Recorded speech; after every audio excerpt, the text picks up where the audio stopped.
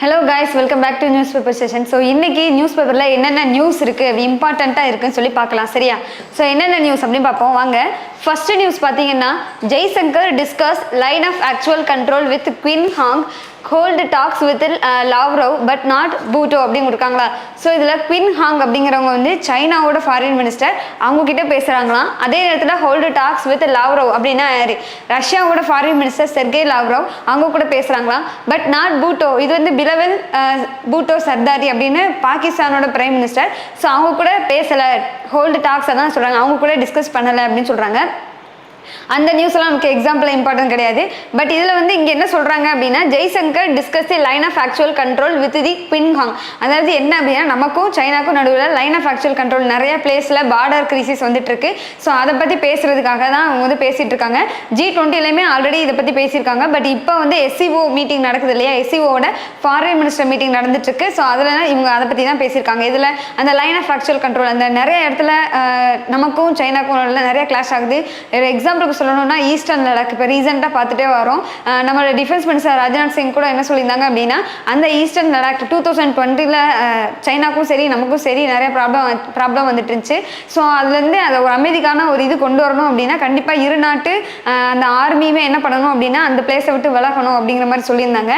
So அதெல்லாம் பற்றி அவங்க டிஸ்கஸ் பண்ணுறாங்க சரியா. ஸோ இது வந்து இந்த ஹெட்டிங்கை பார்த்தீங்கன்னா இவங்க கூட பேசியிருக்காங்க, இவங்க கூட பேசலை அப்படிங்கிறதுலாம் எக்ஸாம் பாயிண்ட் ஆஃப் வியூவில் இம்பார்ட்டன்ட் கிடையாது. ஸோ நீங்கள் இது எக்ஸாம் பாயிண்ட் ஆஃப் வியூவில் தெரிஞ்சுக்க வேண்டியது என்ன அப்படின்னா நம்மளோட SCO மீட்டிங் வந்து ஹெட் வந்து யாரு, பிரசிடென்சி யாரு அப்படின்னா நம்ம இந்தியா. SCOல எத்தனை மெம்பர் கண்ட்ரிஸ் இருக்காங்க, 8 மெம்பர் கண்ட்ரிஸ் இருக்காங்க. அப்புறம் நம்ம அது இந்தியாவில் தான் நடக்குது அப்படிங்கிற கோவாவில் இந்தியாவில் தான் நடக்குதுங்கிறத தெரிஞ்சுக்கோங்க. SCOவோட ஃபாரின் மினிஸ்டர் மீட்டிங். அப்புறம் வந்து நம்ம ஜெய்சங்கர் நம்மளுடைய ஃபாரின் மினிஸ்டர் ஜெய்சங்கர், அதே மாதிரி சைனாவோட ஃபாரின் மினிஸ்டர் குவின் ஹாங், அதே மாதிரி ரஷ்யாவோட ஃபாரின் மினிஸ்டர் வந்து செர்கே லாவ்ரோவ், அதே மாதிரி பாகிஸ்தானோட ஃபாரின் மினிஸ்டர் பேர் என்ன அப்படின்னா பிலவல் பூட்டோ சர்தாரி. அந்த நேம்லாம் நோட் பண்ணிக்கோங்க சரியா. அதுதான் எக்ஸாம் பாயிண்ட் ஆஃப் வியூல இம்பார்ட்டன்ட்.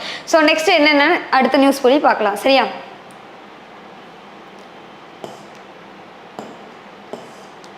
ஸோ அடுத்த நியூஸ் என்ன அப்படின்னு பாருங்களேன்.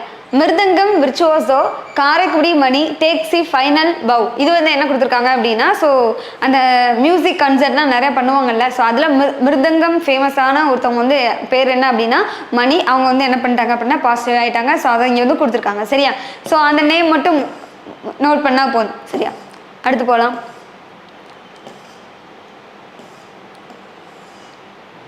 ஸோ அடுத்த எடிட்டோரியல் ஃபர்ஸ்ட் எடிட்டோரியல் எதை பற்றி கொடுத்துருக்காங்க அப்படின்னா நேற்று ஃப்ரண்ட் நியூஸில் நம்ம பார்த்துருப்போம். ஃப்ரண்ட் பேஜில் நேற்று வந்து நம்ம என்ன பார்த்தோம் அப்படின்னா அந்த S&P குளோபல் ரேட்டிங்ஸ் இருக்காங்களே அவங்க வந்து பர்ச்சேஸ் மேனேஜரிங் இண்டெக்ஸ் அது வந்து எதுக்கு ரிலீஸ் பண்ணியிருந்தாங்க அப்படின்னா சர்வீஸ் செக்டருக்கு ரிலீஸ் பண்ணியிருந்தாங்க. அதுக்கு முன்னாடி ஒரு 2 நாளுக்கு முன்னாடி எதை பற்றி ரிலீஸ் பண்ணியிருந்தாங்க அப்படின்னா மேனேஜர்ஸ் அதாவது மேனுஃபேக்சரிங் செக்டர் இருக்கு இல்லையா. ஸோ அதை பற்றி ரிலீஸ் பண்ணியிருந்தாங்க. பட் இங்கே வந்து எதை கொடுத்துருக்காங்க பயோஎன்சி அப்படின்னா என்ன அப்படின்னா பயோஎன்ட் அப்படின்னா என்ன அப்படின்னா இன்க்ரீஸ் ஆகுது, அதிகமாக இன்க்ரீஸ் ஆயிருக்கு அப்படின்னு அர்த்தம். ஸோ பயோஎன்சி செக் கண்டிப்பாக உச்சக்கட்ட ஒரு செக் பண்ணி ஆகணும். அப்படி எதை பற்றி சொல்கிறாங்க அப்படின்னா சர்வீஸ் செக்டாரோட ரிசைலன்ஸ்லாம் வந்து ரெக்கவர் ஆகி திரும்ப வர்றது அப்படிங்கிற மாதிரி சொல்லுவாங்க. மறுமலர்ச்சி அப்படின்னு சொல்லுவாங்கல்ல அதான் சரியா.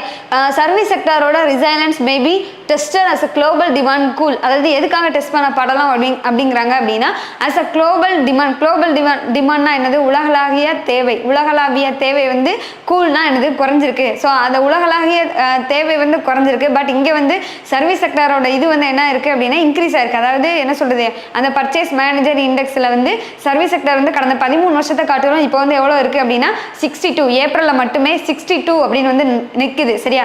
ஸோ அதுதான் என்னது செக் பண்ணப்படலாம் அப்படின்னு சொல்கிறாங்க. ஸோ இது வந்து S&P அந்த இது வந்து எக்ஸாம் பாயிண்ட் ஆஃப் வியூவில் மட்டும் என்னென்ன பாயிண்ட்ஸ்லாம் நோட் பண்ணணும் அப்படின்னு சொல்கிறேன். ஸோ நேற்று சொன்ன அதே நியூஸ் தான் இங்கே வந்து கொடுத்துருக்காங்க சரியா. நிறைய பேர் ஹிஸ்ட்ரி ரிலேட்டடாக கொடுத்துருப்பாங்க. என்ன அப்படின்னா 2020 எவ்வளோ இருந்துச்சு, 21ல் இவ்வளோ பர்சன்டேஜ் இருந்துச்சு, 22ல் இவ்வளோ பர்சன்டேஜ் இருந்துச்சு. ஸோ அதை தான் இங்கே வந்து கொடுத்துருப்பாங்க. பட் நீங்கள் எக்ஸாம் பாயிண்ட் ஆஃப் வியூவில் நோட் பண்ண வேண்டியது என்ன அப்படின்னா ஸோ இந்த ரிப்போர்ட் ரிலீஸ் பண்ணது யார் ஃபர்ஸ்ட் அப்படின்னா S&P குளோபல் ரேட்டிங்ஸ் அவங்க தான் ரிலீஸ் பண்ணாங்க. பர்ச்சேஸ் மேனேஜரிங் இண்டெக்ஸ் அந்த இது சரியா. அதை மட்டும் நோட் பண்ணிக்கோங்க அந்த பேர். அப்புறம் வந்து இதை வந்து சர்வீஸ் செக்டருக்கு எவ்வளோ சொல்லியிருக்காங்க அப்படின்னா 62 சொல்லியிருக்காங்க. இதில் ஏப்ரல் மந்த்துக்கு மட்டும் சரியா. அதை நோட் பண்ணிக்கோங்க சரியா. ஸோ இதில் சர்வே எடுத்தது மொத்தம் ஓவராலாக எவ்வளோ கம்பெனி சர்வே எடுத்திருக்காங்க அப்படின்னா 400 ஃபிர்ம்ஸ் வந்து சர்வே எடுத்து பார்த்துருக்காங்க. 400 சர்வீஸ் செக்டார் ஃபிர்ம்ஸை சர்வே எடுத்து பார்த்துருக்காங்க. அதை நோட் பண்ணிக்கோங்க.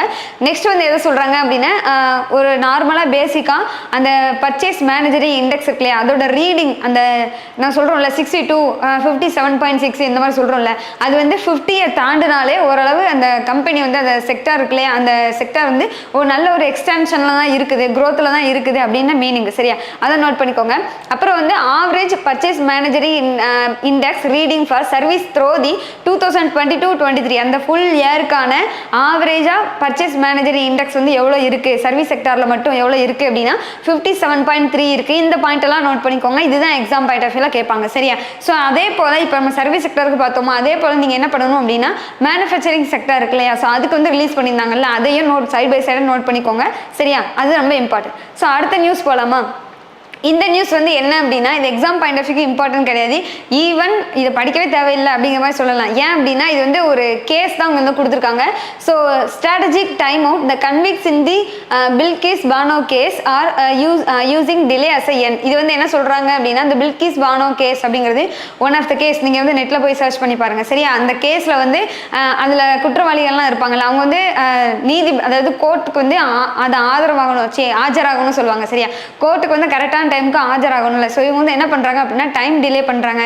ஸோ இது ஏன் டைம் டிலே அப்படின்னா ஸோ இவங்க கேஸுக்குன்னு பர்டிகுலராக நியமிக்கப்பட்ட ஜட்ஜ் இருக்காங்களே அவங்களுடைய பதவிக்காலம் வந்து இன்னும் கொஞ்ச நாள்லாம் முடிய போகுது. ஸோ இவங்க வந்து இந்த மாதிரி டைம் டிலே பண்ணி அந்த கேஸை வந்து எந்த ஒரு இதுலையும் பண்ண விடாமல் பண்ணுறாங்க. இது வந்து மக்களுக்கு எல்லாருக்குமே தெரியணும் அப்படின்னு யார் சொல்லியிருக்கா அப்படின்னா அந்த கேஸோட ஜட்ஜ் இருக்காங்களே அவங்க தான் சொல்லியிருக்காங்க. சரியா, ஸோ இது எக்ஸாம் பாயிண்ட் ஆஃப் வியூவில் இம்பார்ட்டன்ட் கிடையாதுங்க. ரீட் பண்ணுங்க, ஸ்டோரி பேஸ்டாக இருக்கும். ரீட் பண்ணி எடிட்டோரியலில் அந்த எடிட்டோரியல் ரிலீஸ் பண்ணிப்பாங்கல்ல, அதில் வெக்காபுலரி இம்பார்ட்டன்ட் வெக்காபுலரி மட்டும் நோட் பண்ணிக்கோங்க. சரியா, ஸோ எக்ஸாம் பாயிண்ட் ஆஃப் வியூவில் இம்பார்ட்டன்ட் கிடையாது. அடுத்து போகலாமா?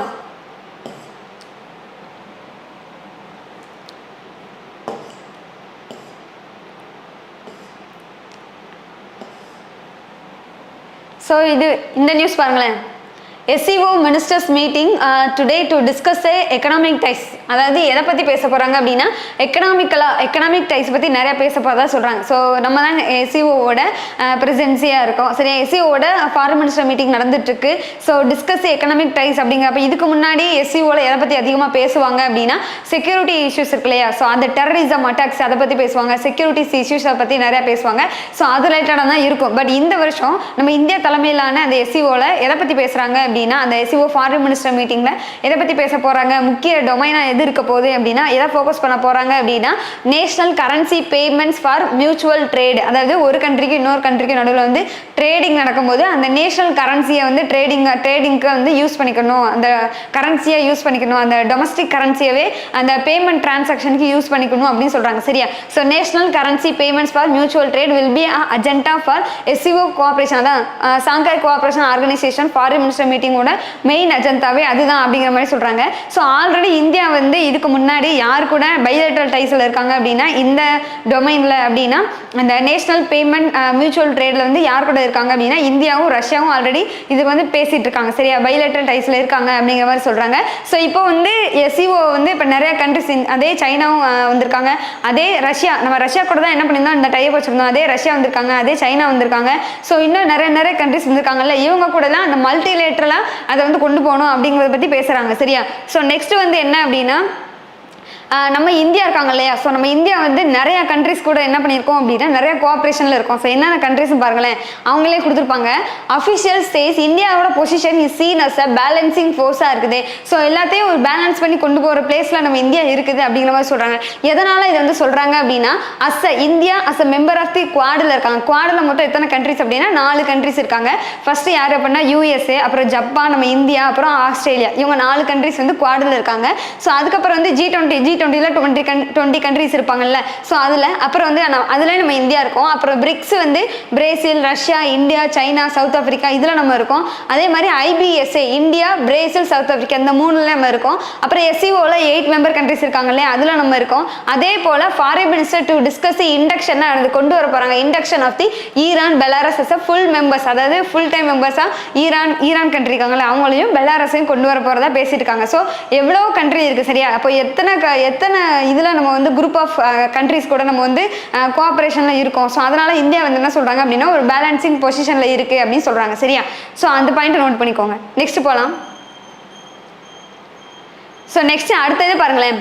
higher PF pension 1.16% to be taken from the employers share says the labor ministry. இது வந்து என்ன அப்படின்னா நம்மளுடைய யூனியன் லேபர் மினிஸ்டர் இருக்காங்க இல்லையா, ஸோ அவங்க வந்து என்ன பண்ணியிருக்காங்க, பூபேந்தர் யாதவ் நினைக்கிறேன் யூனியன் லேபர் மினிஸ்டர். ஸோ நீங்கள் வந்து என்ன பண்ணுங்க அப்படின்னா கமெண்ட் பண்ணுங்க. ஸோ யூனியன் லேபர் மினிஸ்டர் யாருன்னு சரியா தெரியல. சரியா? ஸோ கமெண்ட் பண்ணுங்க.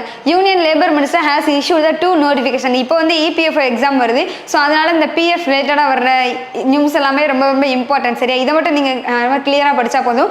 பேங்கிங் ரிலேட்டடாக ரொம்பவே ஆழமாக படிக்க தேவையில்லை. சரியா? EPFக்குன்னு தனியாக ஃபோக்கஸ் பண்ணுறவங்க எதை படிக்கணும் அப்படின்னா EPF ரிலேட்டடாக வர்ற நியூஸ் படிங்க, அப்புறம் இன்டர்நேஷனல் நியூஸ் படிங்க, நேஷனல் நியூஸ்லாம் படிங்க, அப்புறம் ஸ்டேட் நியூஸ், இந்த சம் ஸ்ட்ராட்டஜிக் இதெல்லாம் படித்தா போதும். சரியா? பேங்கிங்க்கு ரொம்ப டீப்பாக வந்து படிக்க தேவையில்லை. சரியா? இப்போ பாருங்க, இந்த union labour ministry has issued 2 notification release பண்ணியிருக்காங்க. ஃபர்ஸ்ட் நோட்டிஃபிகேஷனில் எதை சொல்கிறாங்க அப்படின்னா இது வரைக்கும் என்ன பண்ணியிருந்தாங்க அப்படின்னா எம்ப்ளாயர்ஸ்க்கு எம்ப்ளாயி ரெண்டுக்குமே டிஃப்ரென்ஸ் தெரியணும். எம்ப்ளாயர்ஸ் அப்படின்னா முதலாளி, எம்ப்ளாயீஸ் அப்படின்னா அதுக்கு கீழே அவங்களுக்கு கீழே வேலை செய்கிற தொழிலாளிகள். சரியா? ஸோ எம்ப்ளாயி இருக்காங்களே அவங்களுடைய சேலரியிலேருந்து தான் என்ன பண்ணியிருந்தாங்க அப்படின்னா அந்த பிஎஃப்காக செட்டன் அமௌண்ட் ஆஃப் அந்த 1.16% பிஎஃப்காக 1.16% சேலரியிலேருந்து எடுத்துகிட்டு இருந்தாங்க.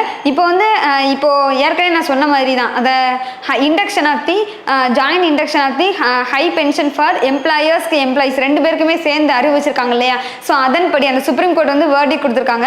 ஸோ அதன்படி யூனியன் லேபர் மினிஸ்டர் வந்து என்ன கொடுத்துருக்காங்க, என்ன நோட்டிஃபிகேஷன் கொடுத்துருக்காங்க அப்படின்னா எம்ப்ளாயர்ஸோட ஹை பென்ஷன், எம்ப்ளாயர்ஸுக்குமே ஹை பென்ஷன் கொடுக்கணும்ல, அதுக்காக அவங்களுடைய சேலரி அவங்களோட வேஜஸ்லேருந்து எவ்வளோ எடுத்திருக்காங்க அப்படின்னா 1.16% வந்து எடுக்க போகிறோம் அப்படிங்கிற மாதிரி சொல்லியிருக்காங்க. அதுதான் எனது ஃபர்ஸ்ட் நோட்டிஃபிகேஷன்.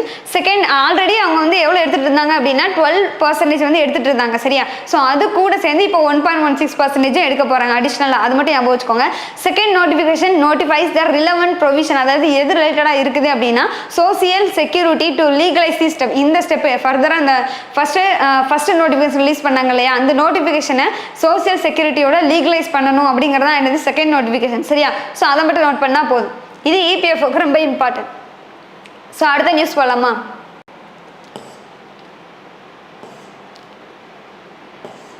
ஸோ டேரெக்டாக அடுத்து வந்து பிஸ்னஸ் நியூஸ் போகலாம். பிஸ்னஸ் நியூஸில் first India Russia set to suspend tax to settle the trade in the rupees. இது பாருங்களேன். ஸோ இதுக்கு முன்னாடி SCO இதில் வந்து என்ன பண்ணியிருந்தாங்க அப்படின்னா ஆல்ரெடி இந்தியாவுக்கும் ரஷ்யாவுக்கும் நடுவில் நிறைய டைஸ் இருக்குது. எதை பற்றி அப்படின்னா இந்த நேஷனல் பேமெண்ட் மியூச்சுவல் ட்ரேடில் இருக்குது அப்படின்னு சொன்னாங்களா. ஸோ அதில் ஒன் கைண்டு தான் என்ன அப்படின்னா இது. ஸோ இந்தியாவும் ரஷ்யாவும் செட் டு சஸ்பெண்ட் பண்ண போகிறாங்க. எதை அப்படின்னா அதாவது இங்கே பாருங்களேன், 2 Indian government official, 2 Indian government official வந்து எதுக்காக நியமிக்கப்பட்டிருக்காங்க அப்படின்னா ஸோ அவங்க கூட அந்த நேஷனல் பேமெண்ட் மியூச்சுவல் ட்ரேட் இருக்கு இல்லையா, அதாவது ஒரு கண்ட்ரிக்கு இன்னொரு கண்ட்ரிக்கு ரஷ்யாவுக்கும் நமக்கும் நடுவில் உள்ள ட்ரேடு வந்து நம்மளுடைய டொமஸ்டிக்கான கரன்சி ரூபிலேயே பண்ணணும், ட்ரேட் டிரான்சாக்ஷன் ரூபிலேயே பண்ணணும் அப்படிங்கிறது தான் அது. சரி, அதுக்கு அதை வந்து கன்வின்ஸ் பண்ண முடியல. யாரால அப்படின்னா நம்ம இந்தியாவில் நியமிக்கப்பட்ட 2 மெம்பர்ஸ் அதான் இங்கே சொல்லியிருக்காங்க. சேசி நெகோசியேட்டர்ஸ்னா பேசுகிறவங்க. சரியா? நெகோசியேஷன் வந்து கலந்து உரையாடுதல் அப்படின்னு அர்த்தம். Negotiator unable to convince Moscow, அதாவது மாஸ்கோனா ரஷ்யாவோட இதுதான். சரியா? ஸோ மாஸ்கோவை என்ன பண்ண முடியல அப்படின்னா கன்வின்ஸ் பண்ண முடியல. ஸோ எதுக்கு to stock the rupees in its coffer, அதாவது அந்த ட்ரேடிங்கில் ரூபீஸை பயன்படுத்துறது கன்வின்ஸ் பண்ண முடியலன்னு சொல்கிறாங்க. Is on increasing amount of trade is being settled in other currencies like the யுஏஇயோட திர்ஹாம் இருக்குல்ல. ஸோ யுனைடெட் அரப் எமிரேட்ஸோட கரன்சி திர்ஹாம். ஸோ அதெல்லாம் பண்ணுறாங்க. நம்மளுடைய கரன்சியை வந்து பண்ணலை, அதுக்கு வந்து கன்வின்ஸ் அவங்க வந்து ஒத்துக்கல அப்படிங்கிற மாதிரி சொல்கிறாங்க. இவங்களை மாஸ்கோவை கன்வின்ஸ் பண்ண முடியலைன்னு சொல்லியிருக்காங்க. அதனால என்ன பண்ண போகிறாங்களா, அதை வந்து அந்த பேச்சுவார்த்தையை நிப்பாட்ட போகிறதா சொல்கிறாங்க. சரியா? Negotiation with Moscow on the ruby trade settlement mechanism have been suspended after the month of talk. அதாவது கடந்த ஒரு மாசம் கிட்டத்தட்ட ஒரு மாசமா பேசிட்டே இருக்கோம் அதை பத்தி. சரியா? after the month of talks seen as a major setbackனா என்னது, பின்னடைவு அப்படின்னு அர்த்தம். setback for the importers of cheap oil and coal from Russia. அதாவது ஆயில் அண்ட் கோல் ரெண்டுமே நம்ம ரஷ்யால இருந்து அதிகமாக வாங்கிட்டு இருக்கோம் இல்லையா. ஸோ அது அந்த டைம்ல இவங்க வந்து இந்த மாதிரி ரூபியில வந்து டிரான்சாக்ஷன் பண்ண மாட்டோம் அப்படின்னு கன்வின்ஸ் பண்ணல. அதாவது என்ன நம்ம இந்தியா கன்வின்ஸ் பண்ணல, அவங்க வந்து கன்வின்ஸ் ஆகலை. சரியா? ஸோ அது வந்து யாருக்கு மேஜராக பின்னடைவாக இருக்கும் அப்படின்னா அதை இம்போர்ட் பண்ணுவாங்கல்ல, ஆயில் கம்பெனிஸ் இருப்பாங்களா, அவங்களுக்கு தான் ரொம்ப ஒரு பின்னடைவாக இருக்கும்னு சொல்கிறாங்க. சரியா?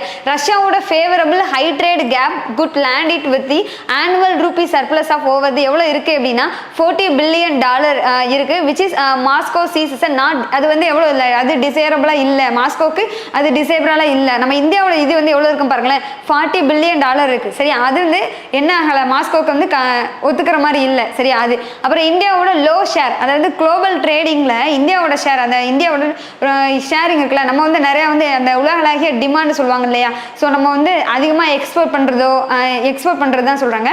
ஸோ மற்ற கண்ட்ரிஸ்க்கு அதிகமாக எக்ஸ்போர்ட் பண்ணுறது, இம்போர்ட் பண்ணுறது, அந்த மாதிரி குளோபல் ட்ரேடிங்கில் வந்து இந்தியாவோட ஷேர் வந்து கம்மியாக இருக்குது அப்படிங்கிற மாதிரி. ஸோ இந்தியாவோட லோ ஷேர் இந்த global trade, rupee's lack of full convertibility seen as a factor against the holding rupee. அதாவது இந்த பேச்சுவார்த்தை வந்து இந்த மாதிரி பின்னடைவை சந்திச்சதுக்கு ஒரு காரணம் வந்து என்ன அப்படின்னா இந்தியாவோட லோ ஷேர், இன்னும் குளோபல் ட்ரேடில் இந்தியாவோட ஷேர் வந்து அவ்வளோவா இல்லை, கம்மியாக இருக்குன்னு சொல்கிறாங்க. அது ஒரு காரணம். அதுதான் என்னது அப்படின்னா ரூபி வந்து அது மட்டும் இல்லாமல் rupee lack of full convertibility, அதை வந்து ஃபுல்லாக கன்வெர்ட் பண்ண முடியல போல். சரியா? ஸோ அங்கே டெக்னிக்கல் இஷ்யூஸ் நிறையா இருக்கலாம், அந்த ரூபி அந்த இது சம்மந்தமாக கன்வர்ஷன் சம்மந்தமாக டெக்னிக்கல் இஷ்யூஸ் இருக்கலாம். ஸோ அதனாலேயும் தான் என்ன பண்ண முடியும், கன்வின்ஸ் ஆகலை அப்படிங்கிற மாதிரி சொல்லியிருக்காங்க. சரியா? இதுக்கு ஒரு ரீசன் தான் சொல்லியிருக்காங்க. ஜஸ்ட் வந்து இதை நோட் பண்ணிக்கோங்க. சரியா? இன்டர்வியூலலாம் இது ரொம்ப இம்பார்ட்டண்டாக கேட்கலாம். ஸோ அடுத்து பார்த்தீங்கன்னா HDFC Q4 net profit rice 20% to 4,425 crore. இது வந்து என்ன, HDFC பேங்க் இருக்காங்களே அவங்களுடைய net profit Q4 net profit எவ்வளோ பர்சன்டேஜ், எவ்வளோ அமௌண்ட், அதை மட்டும் நோட் பண்ணிக்கோங்க.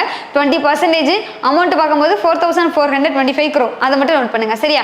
ஸோ அடுத்து பார்த்தீங்கன்னா சிபிடிசினா என்னது, சென்ட்ரல் பேங்க் டிஜிட்டல் கரன்சிஸ் அப்படின்னு சொல்லுவாங்க. Central bank digital currencies can easy cross border payments. So RBI தான் இந்த ரிப்போர்ட் ரிலீஸ் பண்ணியிருக்காங்க. ஸோ இங்கே பாருங்களேன், ஆர்பிஐயோட முத்திரை கொடுத்துருக்காங்க. சரியா? So central bank digital currencies can ease the cross border payments. அதான் இங்கே பாருங்களேன், கிராஸ் பார்டர் பேமெண்ட்ஸ்னா என்னது, ஒரு கண்ட்ரிக்கு இன்னொரு கண்ட்ரிக்கு, அந்த ஃபாரின் கண்ட்ரிஸ் கூட நம்ம வந்து ஏதாவது ட்ரேட் வைக்கும் போது ஸோ அதில் என்ன பண்ணுறாங்க அப்படின்னா பேமெண்ட் பண்ணுறதுக்கு கொஞ்சம் வந்து ஈஸியான மெத்தடை கொடுக்குறாங்க. சரியா? Central bank digital currencies could bring about a substantive changes in the sphere. அதுதான் என்ன பண்ண முடியும் அப்படின்னா ஒரு நல்ல ஒரு சேஞ்சஸ் கொண்டு வர முடியும். அந்த சிபிடிசி இருக்காங்களே அவங்க cross border payments. RBI deputy யார் சொல்கிறா அப்படின்னா ஆர்பிஐயோட டெபுட்டி கவர்னர் டி ரவிசங்கர் இருக்காங்களே, ஸோ அவங்க சொல்கிறாங்க. சரியா? That coordination across the countries between the public and, அதாவது கோஆர்டினேஷன் பிட்வீன் த கண்ட்ரிஸ் நடுவில் உள்ள கோஆர்டினேஷனும் பப்ளிக் செக்டருக்கும் பிரைவேட் செக்டர் கம்பெனிஸ் நடுவில் உள்ள கோஆர்டினேஷன் ரொம்பவே இம்பார்ட்டன்ட் அப்படிங்கிற மாதிரி சொல்கிறாங்க. Cross border payments has been a forefront of initiative of the G20. G20 main ஒரு முக்கியமான இனிஷியேட்டிவ்ல இதுவும் ஒன்று. எது அப்படின்னா கிராஸ் பார்டர்ல ட்ரேட் பண்றது, கிராஸ் பார்டர் பேமெண்ட் பண்றது. சரியா? So unveiling and also unveiling the 4th edition of the G20 tech sprint வந்து அன்வெல் பண்ணிக்காங்க. Global technology competition to promote the innovative solution for improving the cross border payment. அதாவது cross பார்டர்ல payment பண்றது, cross பார்டர்னாலே foreign கண்ட்ரீஸ்க்கு payment transaction பண்றதுக்கு வந்து அதுக்கு ரிலேட்டடான டெக்னிக்கலாக கொண்டு வரணும், நிறைய இன்னோவேட்டிவ் சொல்யூஷன் கொண்டு வரணும், அதை வந்து ஈஸ் பண்ணணும், அதோட வழிகளை வந்து கொஞ்சம் ஈஸியான வழியாக மெத்தடாக கொண்டு வரணும் அப்படின்றது தான் இவங்க சொல்கிறாங்க. சரியா? ஸோ அதுதான் வந்து G20யோட மெயின் ஃபோக்கஸாக இருக்கும் அப்படின்னு கொடுத்துருக்காங்க. சரியா? அதான் இங்கே வந்து கொடுத்துருக்காங்க. நெக்ஸ்ட் போகலாமா? ஸோ நெக்ஸ்ட் ஸ்போர்ட்ஸில் எனக்கு அவ்வளோவா இம்பார்ட்டண்ட்டாக சொல்கிற மாதிரி நியூஸ் இல்லை.